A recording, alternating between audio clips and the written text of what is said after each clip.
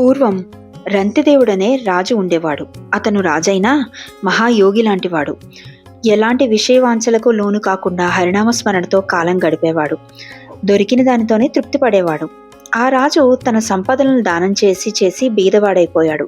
కుటుంబంతో సహా చాలా కష్టాల పాలయ్యాడు.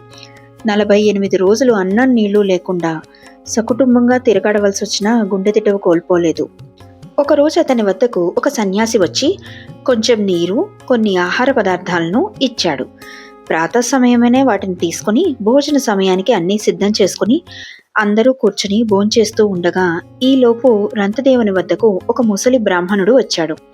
నేను ఎన్నో రోజులుగా ఆకలితో అలమటిస్తున్నాను, తినడానికి ఏమైనా పెట్టమని అడగ్గా రంతిదేవుడు తన భాగంలోని సగభాగం అతనికి ఇచ్చాడు.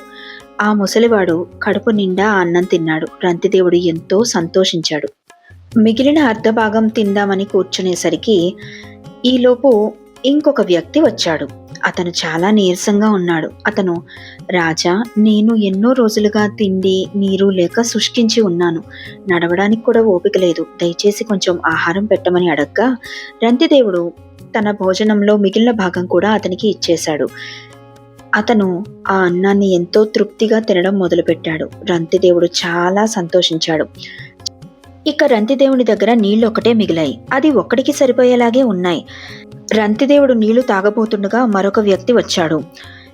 రాజా, చాలా దాహంగా ఉంది. నీరసంతో అడుగు ముందుకు వేయలేకపోతున్నాను.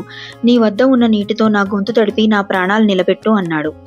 ఆ దీనుని చూసి, ఓ అన్నా, నా వద్ద అన్నం లేదు, కానీ ఈ నీళ్లున్నాయి, దగ్గరకు రా, నీ దాహం తీరేటట్లు తాగు. ఆపద కలిగిన వారి కష్టాలు పోగొట్టి వారిని ఆదుకోవడం కన్నా పరమార్థం ఏమున్నది అని రంతిదేవుడు అన్నాడు. బ్రహ్మాది దేవతలు సంతోషించి అతని ఎదుట ప్రత్యక్షమై జరిగిందంతా విష్ణుమాయా ప్రభావం అని చెప్పి అతనికి ఏం కావాలో కోరుకోమన్నారు. ధీరుడైన రంతిదేవుడు వాటినేది కోరలేదు. స్థిరమైన విష్ణు భక్తులకి కోరికలుండవు కదా. చివరికి విష్ణుపదాన్ని పొందాడు. ఫలాపేక్ష రహితంగా నిస్వార్థంగా చేసినదే దానం.